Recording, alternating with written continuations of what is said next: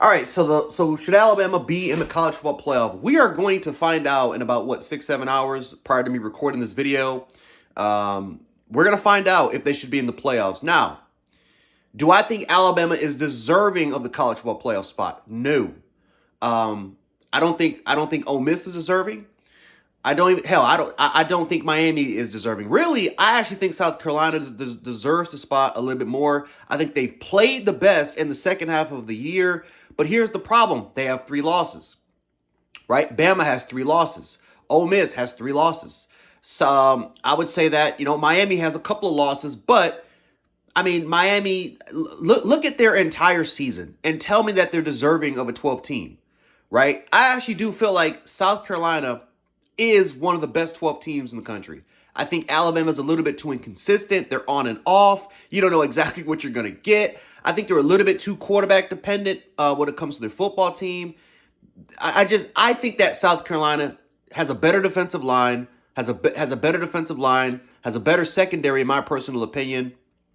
And quite frankly, from their offense to our offense, yes, I think that Alabama has more playmakers, but I do think that you can make an argument that South Carolina's running game and their offensive line is just on par with Alabama. So you can make the argument about whether, who is better, right? Quite frankly, Ole Miss is probably the best team out of them all.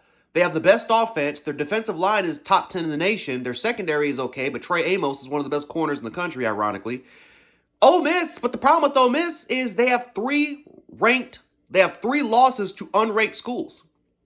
So every single team, the 4 teams I just named, have major flaws. But if we're talking about the college football playoff criteria, if we're talking about the criteria, strength of record, strength of conference,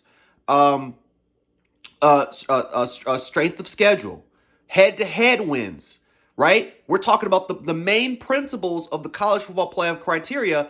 Alabama checks the boxes, except for strength of record. They check every box. They beat South Carolina head-to-head, who they're competing with. They have more ranked wins than anybody out of any of the 4 teams that they play in. Strength of conference, because they play in the strongest conference, which is the SEC. I mean, they literally check every box for the college football playoff criteria list. Now, just because Alabama has checked off every box, in theory, they should be in the college football playoff. But the problem is, though, is that when you have people that you have to rely upon, that you have to trust to make these correct decisions, biases will form. Personal opinions will triumph over the actual rules and regulations that the playoff committee has stipulated. Now, remember, this is not the same committee that it was 10, 11 years ago when the same body made these rules. These are not the same people. You have more coaches. You have more coaches. You have more outside people from college football that's going to be into this situation. Hell, I remember when Condoleezza Rice was a part of the college football playoff committee. Like, why? Because she's a football fan that you have to put her a part of the college football playoff committee. She has no experience dealing with college with college athletics, with any sort of administration regarding a university, and somehow, some way, she was a part of the college football playoff committee. You might as well just put me in there. Seriously. So, if you're telling me, if you're a Bama fan, that if you are 100% confident that you're going to get in, really? I mean, come on now. Like, you have to rely on people to make the correct decision. Now, if this was a computer, if this was a generated AI, if this was some sort of AI technology, then yes, absolutely. I might trust that. But I have to trust people to make the correct decision when we have seen in previous years that they have ignored the rules, they have ignored the stipulations, and put their own personal biases to use by putting teams in there. And yes, I will say this: Alabama in 2017 should have never been in the college football playoff. I understand Ohio State had a couple of losses; they had a terrible loss to Iowa, but Ohio State had checked more boxes for the college football playoff principles and stipulations than Alabama did in 2017. They just did. They had a tougher schedule. They had more ranked wins.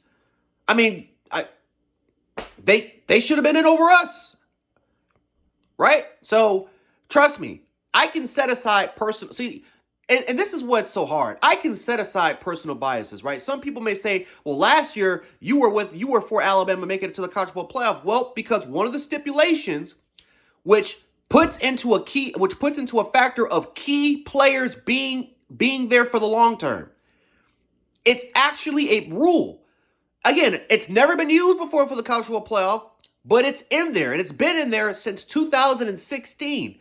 That's why Alabama jumped in over Florida State. At that point, they had to look at the smallest margins, because Alabama had checked off the major boxes, except for strength of record and the fact that Florida State was a conference champion. But other than that, it was the smallest of margins, and Alabama got in because of a policy that the College Football Playoff Committee hasn't talked about since they instituted back in 2016. That's why Bama got in. You won't hear any of the fans talk about it. It is what it is. But they actually followed the rule. It is what it is.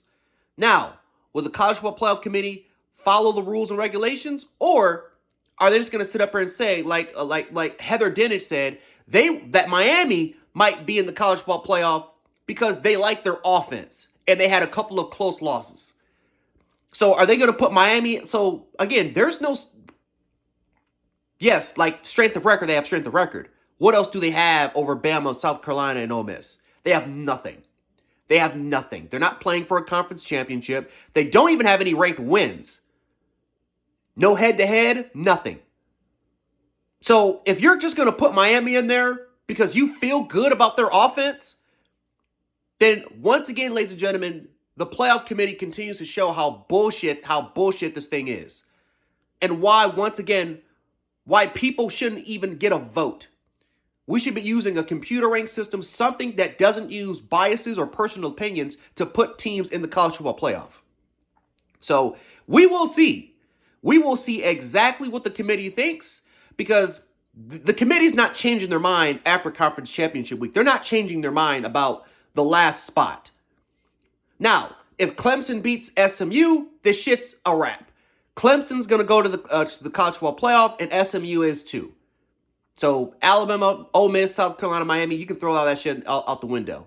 But for now, whoever is in that last spot that isn't going to be playing in a conference championship, that last at-large bid spot, whoever's there, that's going to be the team that's going to be playing for the college football, for the national championship, assuming Clemson loses to SMU for the ACC, right? So we'll see what happens, but we'll just see what happens. I will say this. If Bama doesn't get in and Miami gets in over some bullshit because of personal opinions, I'm not going to be upset, because at the end of the day, you beat Oklahoma, you're in the college football playoff right now. Or you beat Vanderbilt, you're in the college football playoff right now. So we cost ourselves this. We had to rely upon the corrupted judges in order for them to get this shit right. It's our fault. So we'll see what happens. But yeah, catch you guys later.